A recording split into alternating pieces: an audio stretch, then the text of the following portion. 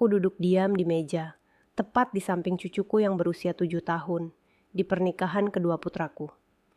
Tiba-tiba, anak itu menggenggam tanganku erat dan berbisik, "Nenek, aku mau pulang sekarang juga." Aku bertanya, "Ada apa, nak?" Dia gemetar dan menjawab, "Nenek, nenek belum lihat ke bawah meja kan?" Aku perlahan menundukkan pandangan dan langsung terpaku. Aku menggenggam tangan cucuku dan kami berdiri dalam diam. "Aku sangat bersyukur kamu ada di sini. Kalau kamu sedang menonton video ini, tolong like dan subscribe channel ini, dan ceritakan di kolom komentar dari mana kamu mendengarkan kisah balas dendamku.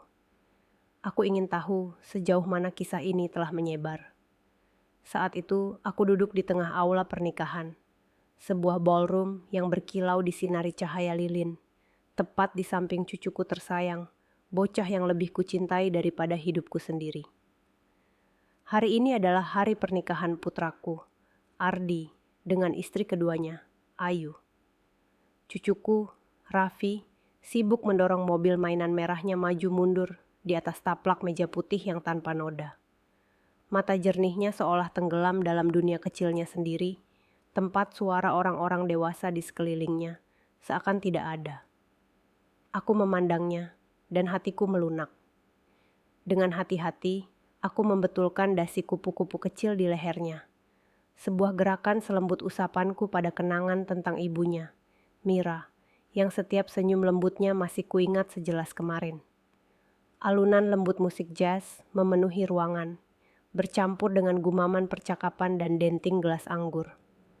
Ballroom itu dihias dengan kemewahan yang mengesankan, rangkaian mawar putih bersih di setiap meja, dan cahaya lilin yang terpantul di piring-piring perak yang mengilap. Aku mengangkat kepala, mencari Ardi. Dia sibuk berkeliling dari meja ke meja, mengangkat gelas untuk berterima kasih pada para tamu, dengan senyum bersinar yang seolah berusaha menutupi kehampaan yang ku tahu masih menganga di hatinya sejak Mira pergi. Di kejauhan, Ayu, istri baru putraku, tampak menawan dalam gaun pengantin berhias manik-manik, berpose untuk berfoto bersama teman-temannya. Senyumnya begitu sempurna, tanpa sedikit pun awan, seolah seluruh dunia adalah miliknya. Aku memandangnya dan merasakan sesuatu yang aneh di dadaku, sensasi ganjil yang berusaha kuabaikan, sambil menenangkan diri bahwa aku mungkin hanya terlalu sensitif. Para pelayan bergerak anggun di antara meja-meja, menuang anggur, membersihkan piring kosong, dan merapikan serbet. Sepasang lansia yang duduk di meja kami menoleh padaku dengan senyum ramah. "Cepat sekali Raffi besar ya. Sekarang usianya berapa, Bu Ratna?" Aku tersenyum dan menjawab pelan. "Baru saja 7 tahun. Waktu cepat sekali berlalu." Lalu aku berbalik untuk memotong sepotong kecil kue untuk Raffi. Bocah itu menengadah, matanya berkilat penuh terima kasih, tetapi segera menunduk lagi dan terus mendorong mobil mainannya, seolah hanya mainan itu yang membuatnya merasa aman. Tiba-tiba, Raffi berhenti. Tangan kecilnya tidak lagi mendorong mobil mainan itu, dan mata bulatnya menatapku dengan keseriusan yang tidak biasa. Aku sedikit terkejut. Perasaan tidak enak menjalar di seluruh tubuhku. Ia meraih tanganku erat-erat. Jari-jarinya yang kecil sedingin es. Dengan suara mendesak, ia berbisik, "Nenek, aku mau pulang sekarang juga." Suaranya bergetar seolah sedang menahan ketakutan yang tidak bisa ia jelaskan. Jantungku berdegup kencang. Aku membungkuk ke arahnya dan menaruh tangan di bahunya. "Ada apa, nak?" bilang ke nenek. Raffi tersentak, menekan bibirnya rapat-rapat. Lalu ia berbisik sangat pelan, sampai aku harus mendekatkan telinga. Nenek belum lihat ke bawah meja kan?" Kata-katanya terasa seperti pisau dingin yang menembus dadaku. Kecemasan yang mengerikan tumbuh di dalam diriku, membuatku sulit bernapas. Aku mencoba tetap tenang dan mengelus rambutnya, tetapi tatapannya, pandangan panik seorang bocah 7 tahun, membuatku tak sanggup mengabaikannya. "Tidak apa-apa sayang, biar nenek lihat ya," ucapku, berusaha membuat suaraku terdengar tenang untuk menenangkannya, meski jantungku sendiri berdebar tak karuan. Dengan hati-hati, aku mengangkat ujung taplak meja putih itu dan menatap ke ruang gelap di bawah meja, tempat kaki-kaki kursi kayu dan sepatu kecil Raffi berayun. Lalu aku melihatnya. Secarik kertas kecil yang terlipat 4 tergeletak di sana, tepat di samping kursi Raffi. Begitu kecil hampir lenyap dalam gelap, tetapi keberadaannya membuat darahku membeku. Raffi merapat padaku. Tangan mungilnya mencengkeram lenganku seolah mencari perlindungan.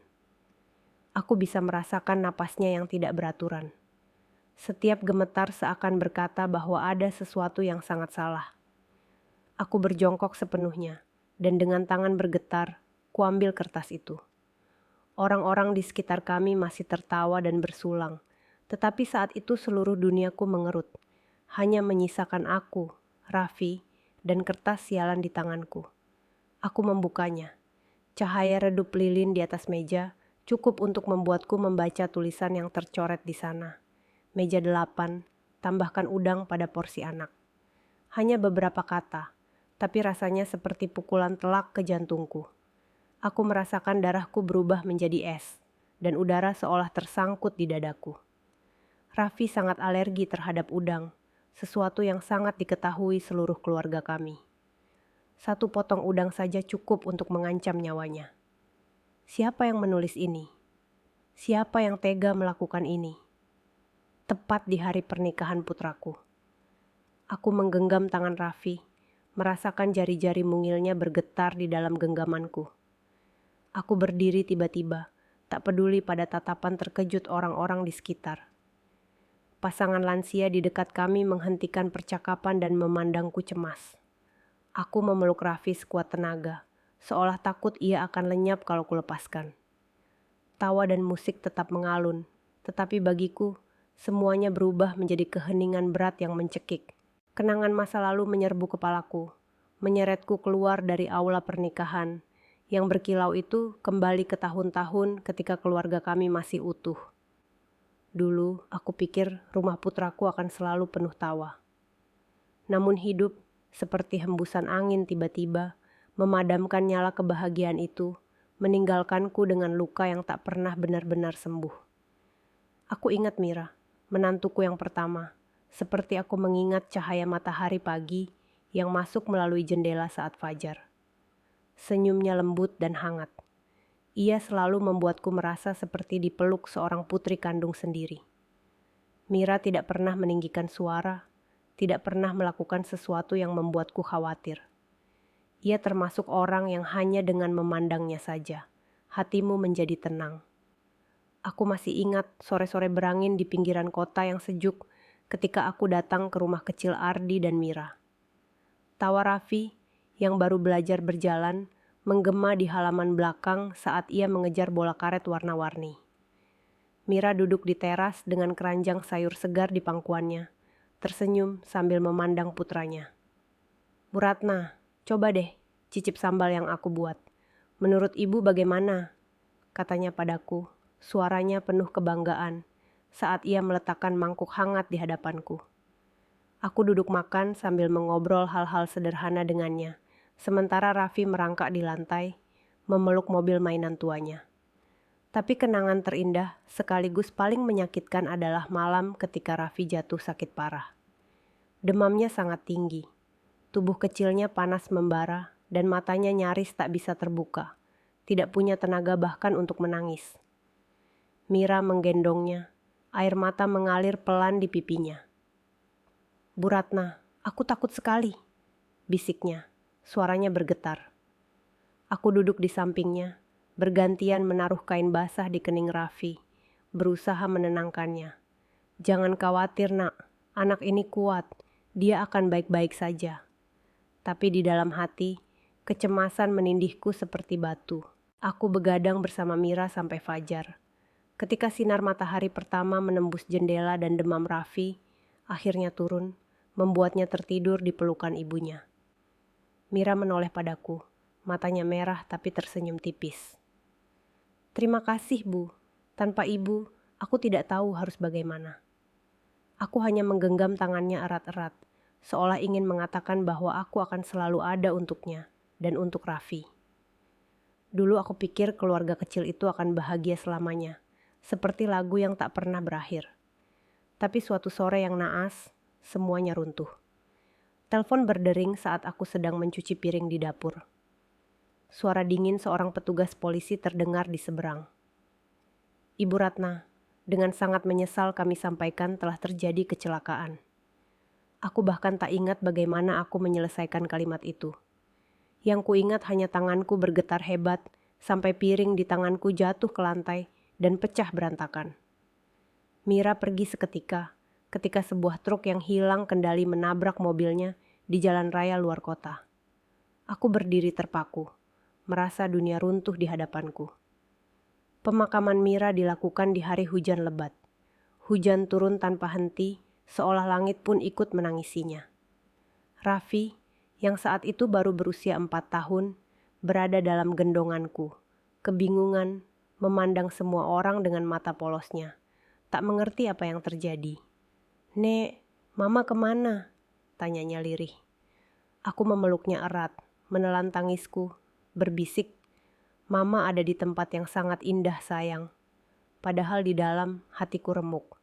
Ardi, putraku, tersungkur di depan peti mati, bahunya bergetar, tak sanggup berkata sepatah kata pun. Aku tahu ia berusaha kuat, tetapi tatapannya kosong, seolah sebagian jiwanya ikut pergi bersama Mira. Setelah tragedi itu, Ardi berubah total. Ia menenggelamkan diri dalam pekerjaan. Ia berangkat pagi-pagi sekali dan pulang saat Raffi sudah tertidur. Aku tahu ia sedang lari, mencoba mengisi kekosongan menganga di hatinya dengan hari-hari kerja yang tak ada habisnya. Tapi Raffi, cucuku yang malang, justru yang paling menderita. Ia mulai jarang bicara. Tatapannya sering sendu, seolah menunggu keajaiban yang membawa ibunya pulang. Aku menjadi satu-satunya sandaran untuknya. Setiap pagi aku mengantarnya ke sekolah. Setiap malam aku duduk di samping ranjangnya untuk menenangkannya. "Nek, ceritain lagi tentang Mama," pintanya berkali-kali. Dan aku bercerita dengan suara tercekat. Tentang saat-saat Mira menyanyikan lagu pengantar tidur. Tentang bagaimana ia memotong buah jadi potongan kecil untuk membuat camilan favorit Raffi. Setiap cerita adalah upayaku menjaga sosok Mira tetap hidup di benak Raffi dan di dalam hatiku sendiri. Lucy, putri angkatku, juga menjadi bagian penting dalam hari-hari itu. Dengan hati hangat dan tangan terampil, ia sering datang ke rumah membawa buku mewarnai atau kue yang ia panggang sendiri. Lucy menyayangi Raffi seperti adik kandungnya sendiri. Ia menggendongnya, mengajarinya membaca, atau duduk berjam-jam di meja menemaninya menggambar yang masih berantakan. "Lihat, Raff, gambar rumahmu lebih bagus dari punyaku," katanya sambil tertawa. Suaranya jernih seperti lonceng kecil. Tapi kadang aku memergoki Lucy memandang Ardi saat ia pulang larut malam. Tatapan yang berisi sesuatu lebih dari sekadar kasih sayang kakak adik. Aku melihat itu, tapi memilih diam. Mungkin aku takut kalau membicarakannya, keseimbangan rapuh yang tersisa di keluarga kami akan hancur. Rumah Ardi perlahan kehilangan tawa. Tapi berkat Lucy dan Raffi, nyala kecil keluarga itu masih hidup, meski redup. Aku melakukan segala yang bisa kulakukan agar api kecil itu tidak padam. Namun jauh di lubuk hati, aku tahu baik Ardi maupun aku menyimpan luka yang tak pernah sembuh. Setiap kali memandang Raffi yang tertidur, aku melihat garis-garis wajah Mira di wajah kecilnya, dan hatiku kembali nyeri. Kenangan sore itu masih sejelas seakan waktu belum berlalu. Aku duduk di ruang tamu kecilku, mendengarkan burung pipit bernyanyi di halaman, dengan hati penuh perasaan campur aduk. Itu adalah pertama kalinya Ardi membawa Ayu ke rumah untuk dikenalkan. Aku berusaha membuka hati. Berusaha melihat perempuan muda itu dengan mata seorang ibu yang ingin putranya menemukan kebahagiaan baru setelah begitu banyak duka. Tapi di dalam, aku tak bisa menyingkirkan rasa tak enak, seperti hembusan angin dingin yang membuatku menggigil. Sore itu, Ardi datang lebih lambat dari biasanya. Aku berada di dapur menyiapkan nasi goreng sosis kesukaan Raffi ketika mendengar pintu depan dibuka. Ardi masuk dengan sinar berbeda di wajahnya. Matanya berbinar seperti saat muda dulu, ketika ia bicara tentang Mira, dengan semangat yang tak bisa ia sembunyikan. "Bu," katanya dengan suara bergetar, bersandar di kusen pintu. "Aku mau kenalin seseorang." Aku berhenti mengaduk masakan dan menatapnya, sedikit gugup. "Seseorang yang spesial?" tanyaku, mencoba menahan suara agar tetap tenang. Ardi tersenyum, senyum yang lama tak kulihat. "Iya, ibu pasti suka sama dia," katanya yakin. Aku mengangguk. Kucek tangan pada celemek, mencoba menyembunyikan kecemasan yang mulai tumbuh. Setelah Mira, aku tak yakin ada yang bisa mengisi kekosongan yang ia tinggalkan. Bukan hanya untuk Ardi, tapi juga untuk Raffi dan untukku. Malam itu, Ayu datang. Ia melangkah masuk ke rumahku dengan gaun biru muda yang anggun, rambut bergelombang rapi membingkai wajahnya, dan bibirnya dipoles merah lembut yang melengkung dalam senyum. Senyum itu harus kuakui, menawan, seolah sudah terlatih untuk menyenangkan siapa saja. "Senang sekali akhirnya bisa bertemu, Bu Ratna," katanya lembut, menundukkan kepala sedikit. Aku membalas senyumnya, mempersilakannya masuk, dan menyuguhkan secangkir kopi panas yang harum. "Rumah ibu hangat sekali," kata Ayu sambil menelusuri foto-foto keluarga di dinding, termasuk foto Mira yang sedang memeluk Raffi yang masih sangat kecil. Aku mengangguk dan berterima kasih, tetapi matanya berhenti di foto itu sedikit lebih lama daripada yang kuharapkan, dan aku tidak tahu apakah aku menyukainya atau tidak. Makan malam berjalan dalam suasana yang sebisa mungkin kubuat hangat. Aku menyajikan hidangan yang kusiapkan sejak siang. Nasi goreng spesial, sepiring semur daging yang empuk, dan puding mangga segar, favorit Raffi. Ardi duduk di samping Ayu, matanya nyaris tak lepas dari perempuan itu. Kebahagiaannya tampak jelas di setiap gerak. "Bu, Ayu kerja di bagian pemasaran di kantorku. Dia bagus banget di pekerjaannya," katanya dengan nada bangga. Ayu tersenyum. Ia menyendokkan semur daging ke piringku dengan gerakan halus tapi terasa terhitung. "Bu Ratna, ini enak sekali. Ibu harus ajari saya cara buatnya," ujarnya, menatapku ramah. Aku tersenyum dan menjawab sopan, tetapi ada bagian kecil di dalam diriku yang tetap gelisah. Ada sesuatu dari cara ia bicara, cara ia tertawa, yang membuatku merasa seperti sedang menonton sebuah sandiwara yang sangat rapi. Raffi duduk di ujung meja, anehnya sangat pendiam. Biasanya ia tak berhenti bercerita tentang sekolah, tetapi malam itu ia hanya menyentuh makanannya sedikit, nyaris tak mengangkat kepala. Aku sadar ia sengaja menghindari tatapan Ayu, seolah berusaha bersembunyi di sudut aman. Ayu mendekat, mengambil sebatang coklat dari tasnya, dan meletakkannya di depan Raffi dengan senyum lebar. "Ini buat kamu. Enak sekali loh, Raffi," katanya dengan suara manis seperti berusaha mengambil hati. Tapi Raffi tetap diam, tangannya mencengkeram alat makan, lalu ia memalingkan wajah tanpa menyentuh coklat itu. Aku melihat sekilas ketakutan di matanya, dan rasanya hatiku mengecil. Ardi mengerutkan kening, hendak menegur putranya. "Raffi, ada apa sih? Tante Ayu kasih kamu coklat." Aku cepat menyelah. "Tidak apa-apa, mungkin dia capek." "Sudah nak, biarkan saja." Ardi menghela napas, tidak melanjutkan omelannya, lalu kembali menuangkan anggur untuk Ayu, seolah ingin mengembalikan suasana. Lucy, putri angkatku, juga ikut makan malam.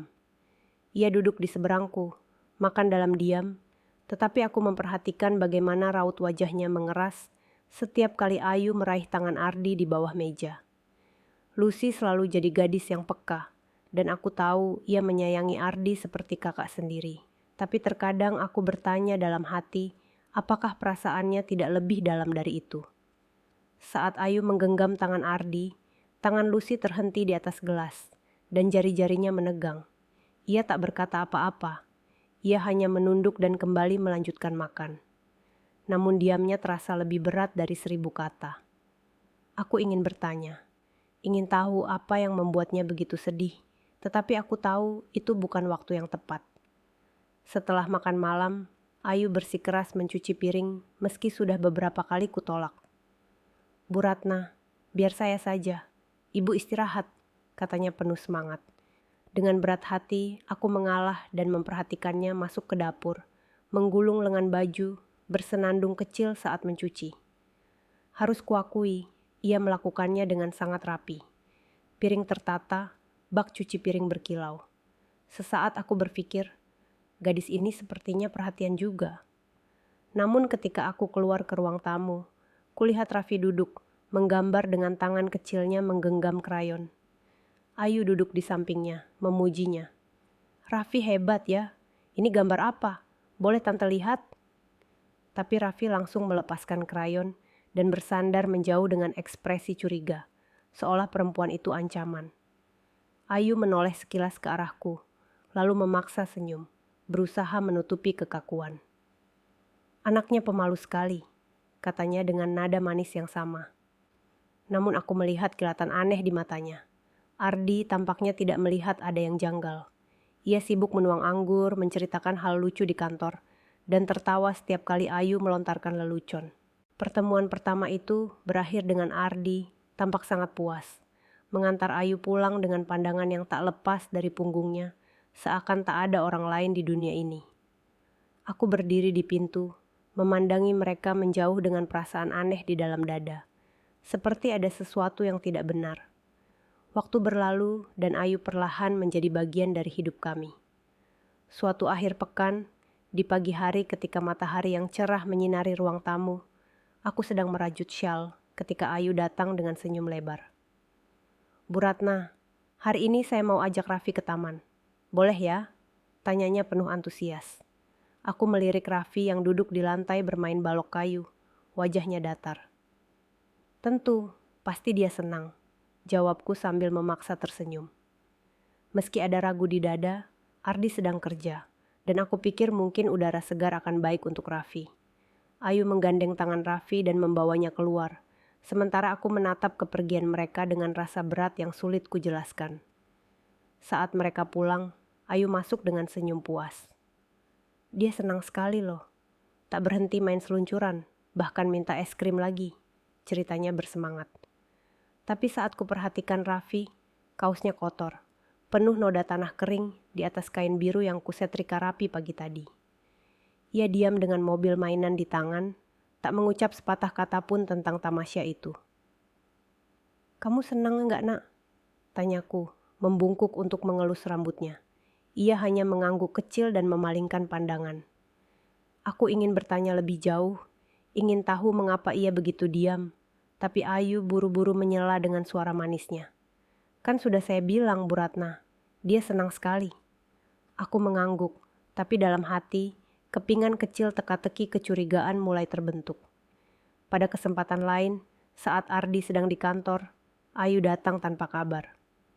Aku sedang di dapur menyiapkan sup ayam untuk makan siang, ketika ku dengar suaranya berbicara pada Raffi di ruang tamu. Awalnya lembut, lalu mendadak terdengar kalimat tajam. Diam dong Raffi. Jangan berantakan terus. Kamu sudah besar, tapi kelakuan kayak bayi. Aku langsung terhenti.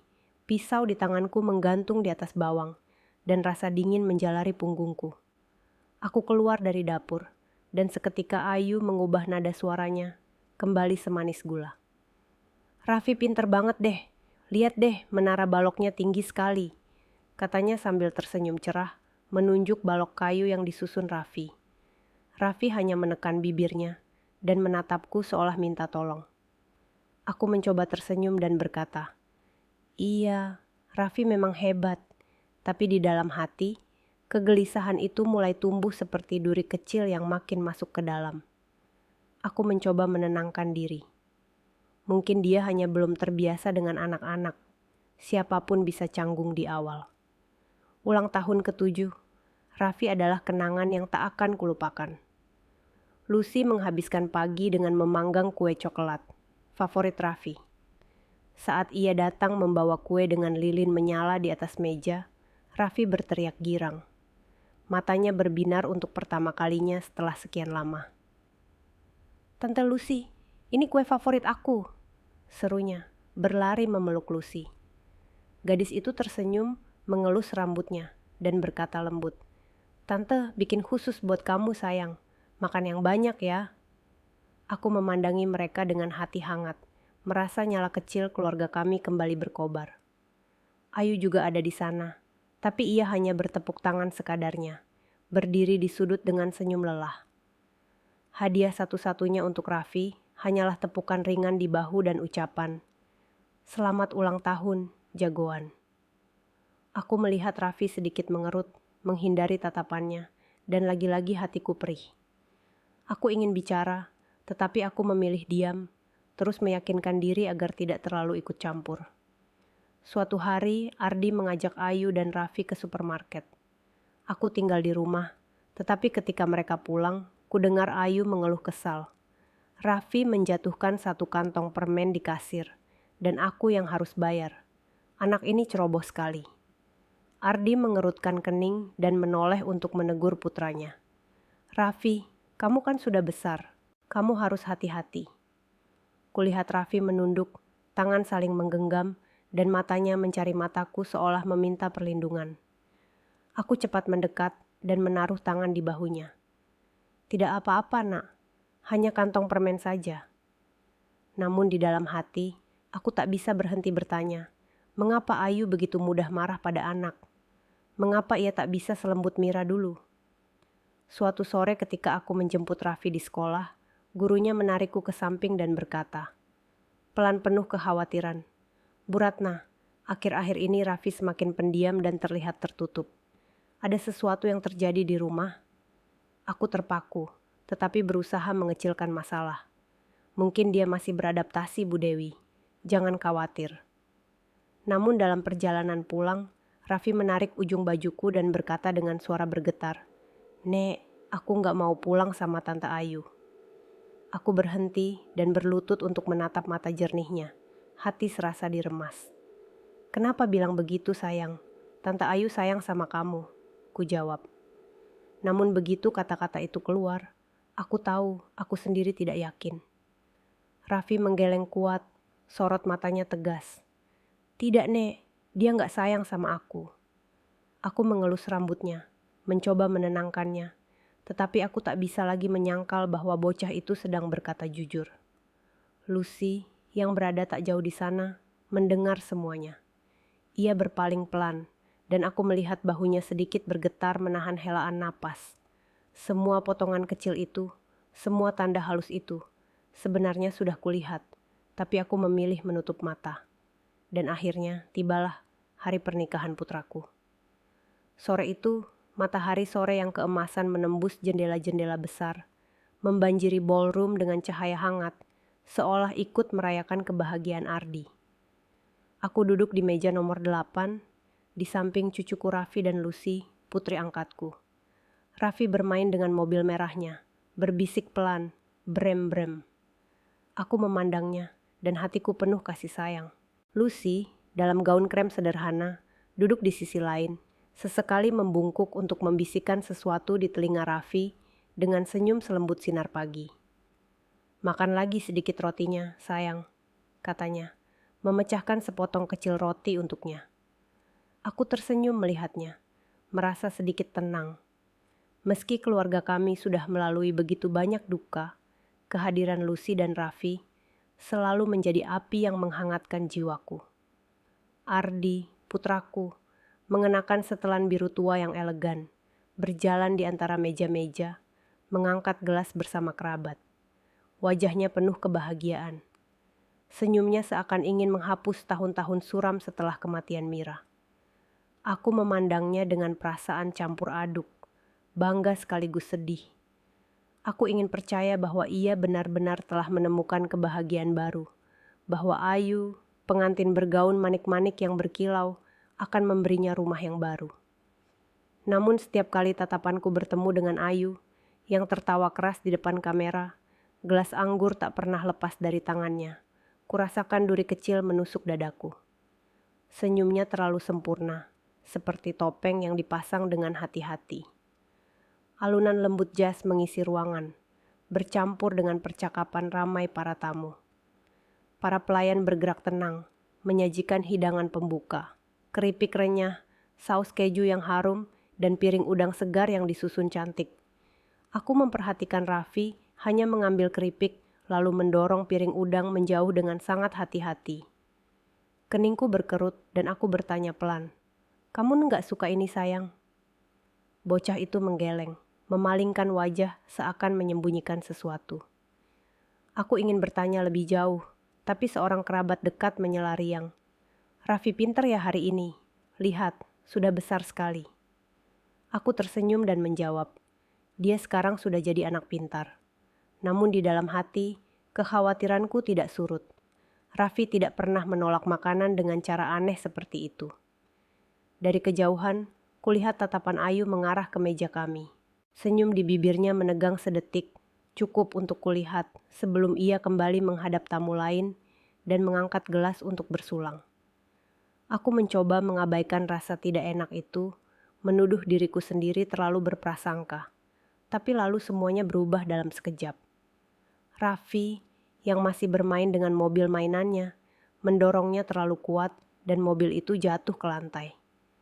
Raffi buru-buru membungkuk untuk mengambilnya, tapi aku melihat tubuhnya mendadak kaku, matanya membesar, menatap sesuatu di bawah meja. Aku membungkuk hendak bertanya, tetapi Raffi sudah mengeluarkan secarik kertas kecil, terlipat 4 dengan tangan bergetar dan wajah pucat. Ia langsung menggenggam tanganku erat-erat dan berbisik mendesak, "Nenek, ayo pulang. Tolong sekarang." Jantungku berdegup seperti hendak meloncat keluar. "Ada apa, Nak?" tanyaku, berusaha tenang. Namun tatapan panik Raffi membuatku tak sanggup benar-benar tenang. Dengan gemetar, ia mengulang pertanyaan yang membuat darahku dingin. "Nenek belum lihat ke bawah meja, kan?" Kata-katanya seperti pisau dingin yang melumpuhkanku. Aku berjongkok, mengangkat taplak putih, dan mataku menelusuri ruang gelap di bawah meja. Kertas kecil itu tergeletak di samping kursinya.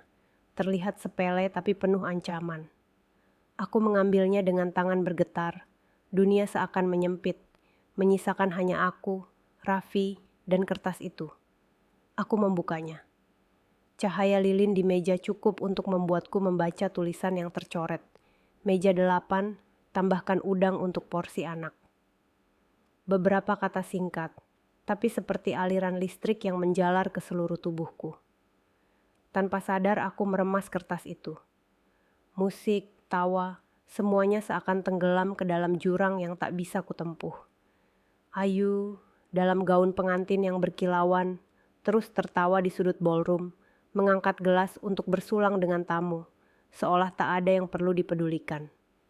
Ardi sibuk berfoto bersama rekan kantornya, dengan senyum lebar yang menandakan hari itu adalah hari paling bahagia dalam hidupnya.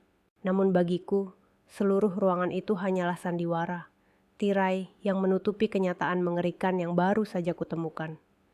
Aku menggenggam kertas itu begitu erat, sampai terasa panas di telapak tanganku. Raffi, cucu yang kucintai melebihi hidupku, nyaris menjadi korban rencana kejam pada hari pernikahan ayahnya sendiri. Aku menoleh pada Lucy, yang duduk di samping Raffi. Matanya penuh kecemasan melihat ekspresiku. "Tolong jaga Raffi," kataku, mencoba terdengar tenang meski getar suaraku tak bisa kusembunyikan. Lucy mengangguk, menarik Raffi ke dalam pelukannya, memeluknya erat seperti perisai pelindung. "Ibu mau kemana?" Ia bertanya pelan, syarat kegelisahan. Aku hanya menggeleng tanpa menjawab, karena aku sendiri belum tahu apa yang akan kulakukan. Aku melangkah cepat ke lorong, kakiku berat seolah memanggul beban besi, tetapi jantungku berdegup kencang, memaksaku bergerak. Di dekat bar, kulihat sekelompok pelayan sedang mengobrol. Tawa mereka terasa seperti ironi pahit di tengah badai yang bergemuruh dalam diriku. Aku mengenali Dodi, pelayan muda yang beberapa kali mengantarkan makanan ke meja kami. Wajahnya ramah dan senyumnya bersahabat, tapi saat itu aku tak bisa memikirkan apapun selain kertas di tanganku. Aku berjalan langsung ke arahnya, menyorongkan kertas itu di depan wajahnya, dan bertanya dengan suara tegas, "Kamu tahu siapa yang kasih kertas ini?" Dodi menatap kertas itu dan wajahnya seketika berubah. Senyum santainya lenyap, digantikan kepanikan. "Ya Tuhan, ini kertas saya," katanya tergagap. Tangannya ikut bergetar seolah ingin merebut kertas itu dariku. Seorang perempuan yang kasih ke saya, tapi kertasnya jatuh waktu saya bawa nampan. Kata-katanya seperti setitik cahaya di tengah kekacauan, tapi juga membuatku semakin tegang. Siapa perempuan itu? Desakku, nyaris berteriak, kehilangan kendali. Dodi mundur selangkah, bingung. "Saya nggak tahu namanya, Bu. Dia cuma minta saya kasih ke Koki. Di kertasnya nggak ada nama pengirim." Amarah meledak di dalam dadaku seperti api yang menyambar. "Justru itu masalahnya," kataku sambil mendekat, suara bergetar oleh marah dan takut. "Kamu tahu, cucu saya alergi berat sama udang. Satu potong saja bisa membunuhnya." Wajah Dodi memucat, matanya membesar ngeri. Ia menggeleng cepat. "Saya benar-benar nggak tahu, Bu. Saya cuma ikuti catatan di kertas. Saya nggak tahu apa-apa." Suaranya pecah, seolah ia juga terseret mimpi buruk ini. Para pelayan lain mulai berbisik, saling pandang dengan bingung dan cemas. Aku meremas kertas di tanganku, terasa seperti bara menyentuh kulitku. Aku ingin berteriak, ingin menghancurkan semuanya, tapi aku tahu aku tak bisa membiarkan emosiku menguasai diriku. Raffi sedang menunggu, dan aku harus melindunginya. Dari dalam ballroom, suara MC terdengar riang, mengumumkan bahwa tamu dipersilakan bersiap untuk hidangan utama. Suaranya seperti pengingat kejam bahwa waktu hampir habis, dan jika aku terlambat sedikit saja, perangkap mematikan mungkin sedang menunggu Raffi. Aku menarik napas dalam-dalam, berusaha menahan gemetar di tubuhku. Aku tahu aku tak boleh diam. Jika aku tak bertindak sekarang, aku tak akan pernah memaafkan diri sendiri. Aku kembali ke ballroom dengan kertas masih di tangan, sebagai bukti tak terbantahkan dari rencana jahat ini. Ruangan masih dipenuhi cahaya lilin, musik jazz bercampur dengan tawa para tamu. Para pelayan mulai menyajikan hidangan utama, aroma daging panggang dan saus yang gurih memenuhi udara. Namun bagiku, semuanya hanya sandiwara kosong. Aku menatap Raffi yang meringkuk di samping Lucy, mata jernihnya penuh takut menatapku, seolah akulah satu-satunya pelindungnya di tengah badai. Aku menggenggam tangan kecilnya, merasakan getarannya dalam genggamanku. Lalu, seakan digerakkan kekuatan tak kasat mata, aku berdiri mendadak. Suaraku terdengar jelas dan tegas, mengalahkan musik dan percakapan. "Maaf, sebelum kita mulai makan, saya perlu menjelaskan sesuatu." Seluruh ballroom mendadak sunyi, seolah waktu berhenti. Semua mata tertuju ke meja 8, tempat aku berdiri dengan Raffi di sampingku, dan Lucy duduk dengan kilatan tekad di matanya. Denting gelas berhenti, gumaman lenyap, dan yang kudengar hanya detak jantungku sendiri. Aku mengangkat kertas itu.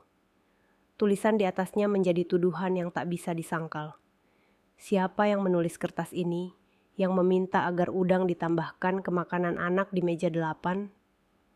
Tanyaku, suaraku bergetar oleh kemarahan, tapi kupaksa tetap jernih dan tajam. Bisik-bisik mulai terdengar seperti gelombang kecil di danau yang tenang. Beberapa tamu saling pandang, menggeleng, wajah mereka bingung.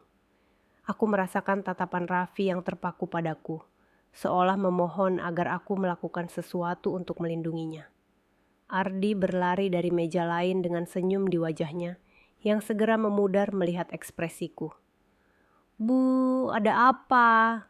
tanyanya, terkejut. Aku tidak langsung menjawab. Aku meletakkan kertas itu di atas meja dan mendorongnya ke arahnya. "Baca sendiri," kataku dingin, meski di dalam aku hancur. Ardi mengambil kertas itu. Matanya menelusuri tulisan di sana, dan kulihat wajahnya memucat. Tangan bergetar halus. "Apa artinya ini?" ia bertanya, terguncang, menatapku lalu menatap Raffi, seolah mencari penjelasan yang masuk akal. Ayung, dalam gaun pengantin yang berkilau, mendekat dengan kening berkerut, menampilkan keterkejutan yang dipoles dengan sangat sempurna. "Ini apa lagi? Lelucon tidak lucu, tidak lucu?" katanya lembut, tetapi aku menangkap sekilas kepanikan di matanya. Aku menatapnya lurus, hatiku dipenuhi marah dan takut. "Cucu saya alergi berat sama udang," kataku. Suara bergetar menahan amarah. "Ini bukan lelucon, ini percobaan pembunuhan." Kata-kataku jatuh seperti petir, membuat ballroom tenggelam dalam keheningan mencekam. Beberapa tamu terpaku dengan mulut ternganga. Yang lain berbisik, pandangan mereka berpindah dari aku ke Ayu. Ayu tertawa paksa. Topengnya berusaha tetap utuh. "Bu Ratna, di kertas ini tidak ada nama. Masa ibu percaya saja pada cerita anak yang menemukannya?" Katanya dengan nada mengejek halus, mencoba membuatku tampak seperti orang tua yang paranoid. Beberapa tamu mulai saling berbisik ragu. Mungkin hanya salah paham. Siapa yang mau melakukan hal seperti itu di pesta pernikahan? Darahku mendidih. Keberanian Ayu menuduhku lebay nyaris membuatku kehabisan kata. Aku ingin berteriak, ingin merobek gaun pengantinnya untuk memperlihatkan siapa dia sebenarnya. Tapi aku tahu harus tetap tenang demi Raffi, demi keluarga kami. Tiba-tiba Lucy berdiri, memeluk Raffi erat-erat, matanya memerah menatap Ayu. "Cukup, Ayu." Suaranya terdengar dingin tapi penuh luka, seolah ia tak sanggup lagi menahan diri. Lucy melangkah maju dan menampar Ayu, sebuah tamparan keras yang menggema di seluruh ballroom. Suara itu memecah keheningan dan kepalsuan dalam satu hentakan. Semua orang terdiam, termasuk aku. Ayu memegangi pipinya, matanya terbelalak, lalu menoleh pada Ardi sambil terisak. "Lihat sendiri kan, dia gila karena cemburu, makanya dia menyerang aku. Apa salahku sampai aku layak diperlakukan begini?" Lucy tidak mundur, tangannya terkepal, suaranya pecah oleh amarah. "Satu-satunya orang jahat di sini adalah kamu. Kamu berniat mencelakakan anak yang tak berdosa pada hari pernikahanmu sendiri." Kata-kata Lucy bagaikan pisau yang membelah udara berat di ruangan itu. Tatapan ragu para tamu perlahan beralih ke Ayu, dan aku melihatnya terpaku. Senyum palsunya memudar. Ardi tak bergerak. Pandangannya bergantian antara aku, Lucy, dan Ayu, seolah terperangkap di antara dua kenyataan. "Lucy, tenang," katanya dengan suara bergetar. Tapi aku tahu ia sendiri sudah tak yakin siapa yang harus dipercaya. Gumaman tamu semakin keras, seperti gelombang yang mengguncang ruangan. Ayu mencoba mempertahankan ketenangan semuanya, namun aku melihat tangannya gemetar saat berbicara. "Ini fitnah, pasti ada yang sengaja menaruh kertas itu untuk merusak pernikahan kami." Suaranya tajam, tapi ada kepanikan di matanya. Topeng sempurna itu mulai retak. Aku tak sanggup lagi menahan diri. Amarah di dalam diriku meledak seperti api yang membakar habis sisa kesabaranku. Aku menghentak meja dengan keras sampai gelas-gelas berdering. "Cukup," seruku dengan suara sedingin es. Cukup dingin untuk membuat musik jazz pun terhenti. "Dodi, kesini." Pelayan muda itu mendekat dari sudut ruangan, wajahnya pucat ketakutan. Matanya gelisah, seolah ia pun terjebak di dalam badai besar. Aku menunjukkan kertas itu, suaraku bergetar tapi tegas. "Jujur, ini kertas yang kamu terima tadi?" Dodi mengangguk cepat, tergagap. "Iya Bu, betul." Seorang perempuan dari meja lain yang kasih kertas itu, terus kertasnya jatuh waktu saya bawa nampan. Ia menunduk, seakan ingin menghindari tatapanku. Darahku mendidih, tetapi aku memaksa diri tetap tenang, sadar bahwa seluruh ruangan sedang menyaksikan. Ayu buru-buru memotong dengan suara tajam dan nyaris putus asa. "Kamu salah orang. Aku tidak tahu apa-apa soal kertas itu." Namun sebelum ia sempat melanjutkan, suara lemah penuh tangis terdengar dari belakang. Galuh, adik perempuan Ayu, berdiri sambil terisak. "Kertas itu bukan aku yang buat, tapi Kak Ayu yang minta aku kasih ke pelayan." Ucapnya bergetar, air mata mengalir di pipinya. "Aku bersumpah, aku gak tahu isi kertas itu apa." Desahan kaget bergema di seluruh ballroom. "Ya Tuhan, kok bisa? Sejahat itu?" Aku menatap Galuh dan hatiku sedikit melunak. Usianya baru sekitar 18 tahun. Matanya merah dan bingung, seolah ikut terjebak dalam mimpi buruk ini. Ayu berbalik menatap adiknya dengan marah, wajahnya berubah bengis.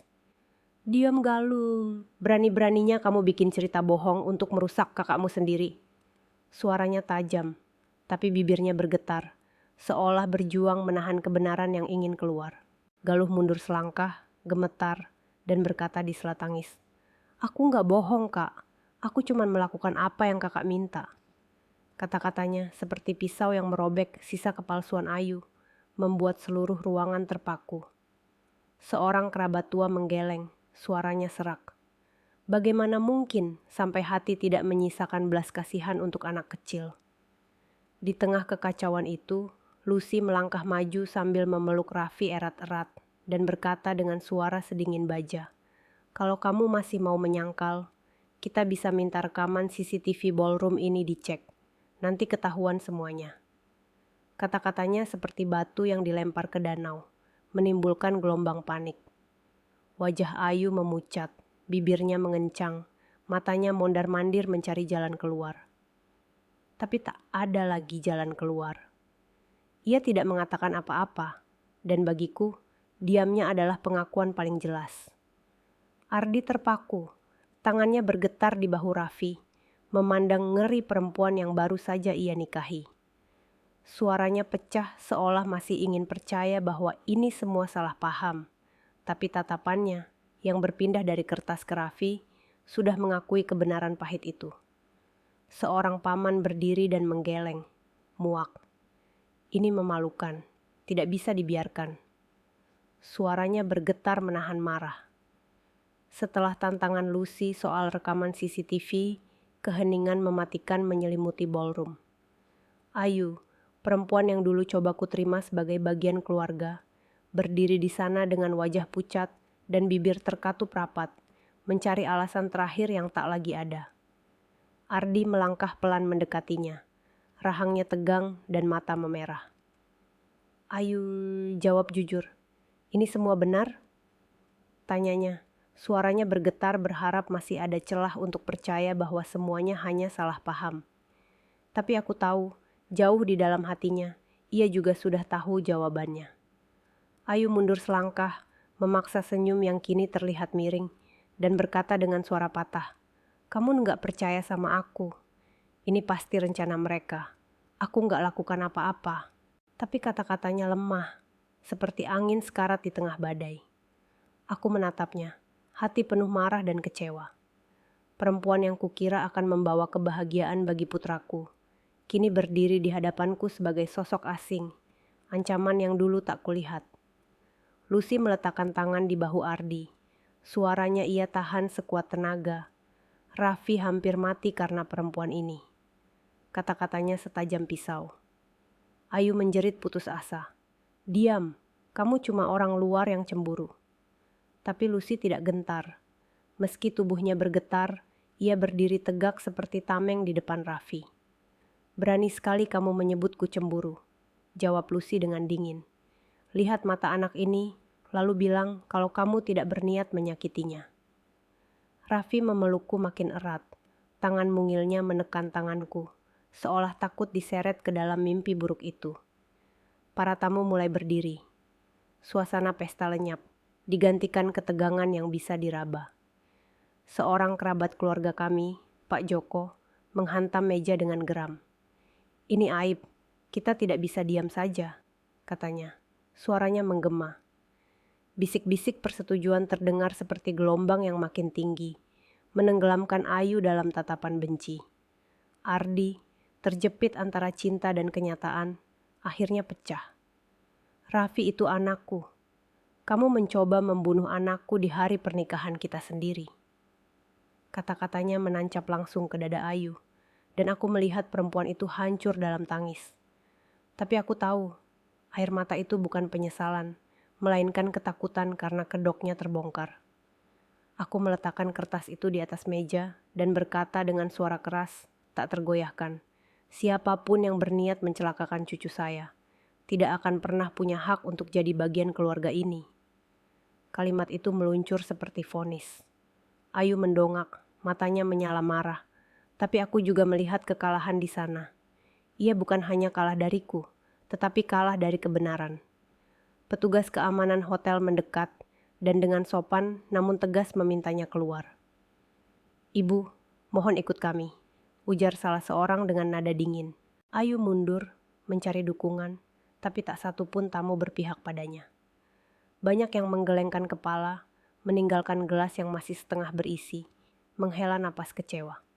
"Tidak masuk akal," bisik seseorang. "Sejahat itu pada anak kecil," ujar yang lain tak percaya. Ardi berdiri kaku, kepalanya ia pegang seakan dunianya runtuh. Lalu, seolah tak lagi kuat berdiri, ia berlutut perlahan di depan Raffi. Suaranya pecah. "Nak, maafkan ayah. Maafkan ayah karena tidak melindungimu." Air mata mengalir di pipinya, dan hatiku ikut koyak.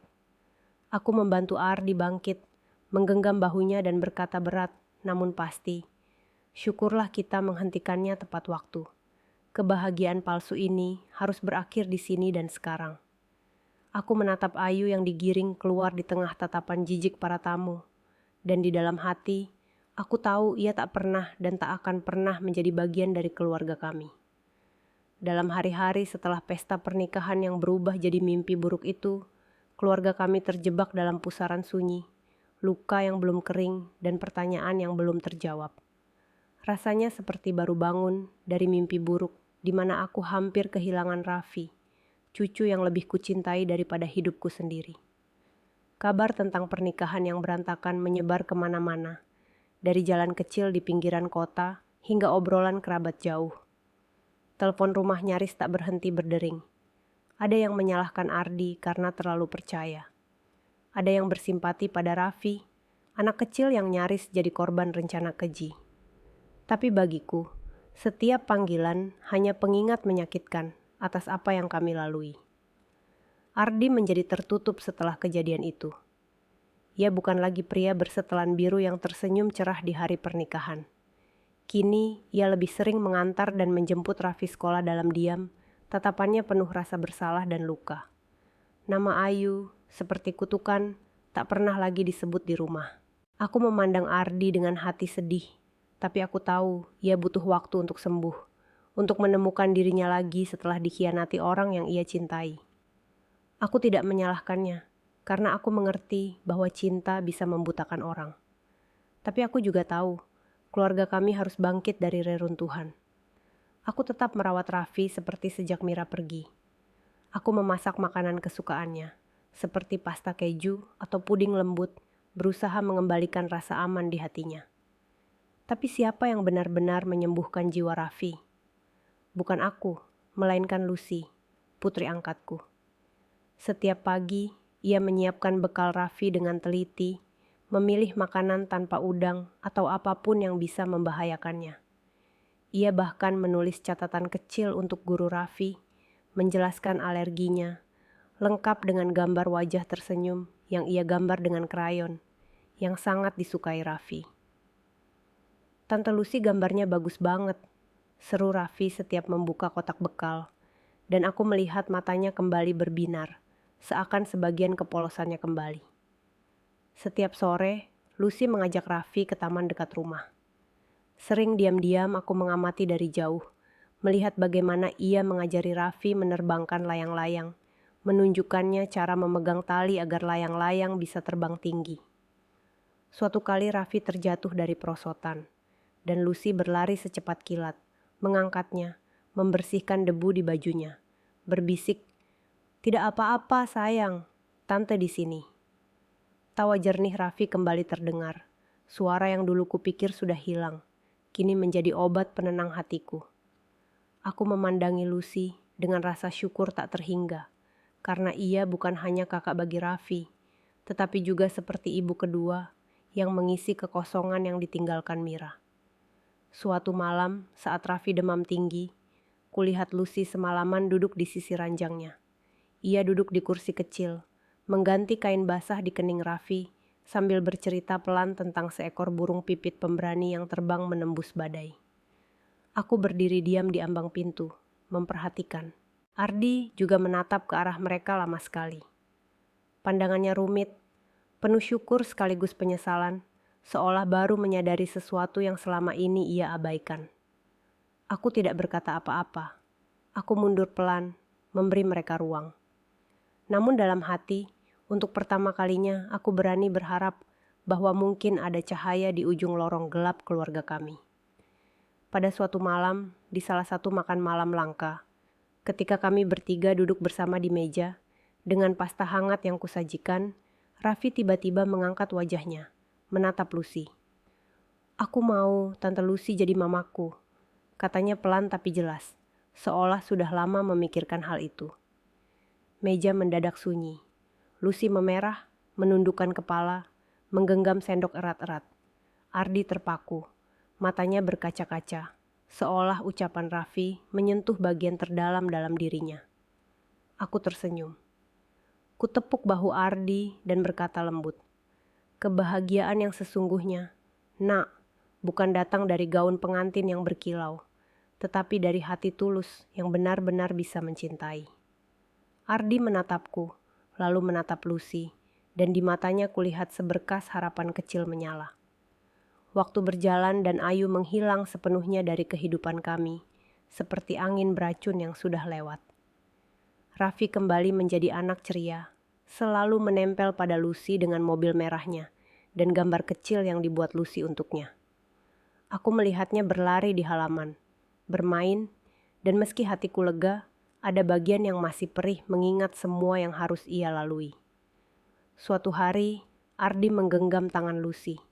Ia berdiri tiba-tiba di hadapanku di ruang tamu dan berkata dengan suara bergetar namun mantap, "Bu, aku tahu aku salah. Aku buta. Aku hampir membuat Raffi dalam bahaya. Tapi kali ini, aku tidak mau melepaskan orang yang benar-benar ada di sisi keluarga kita." Lucy menunduk, pipinya memerah, tetapi senyum yang terbit di bibirnya begitu cerah. Aku mengangguk, air mata mengalir tanpa terasa. "Nak, satu-satunya yang ibu inginkan hanya kalian berdua bahagia," kataku lirih. Malam itu, setelah Raffi tertidur, aku duduk di dekat jendela, memandangi bulan perak yang menggantung di atas jalan yang sunyi.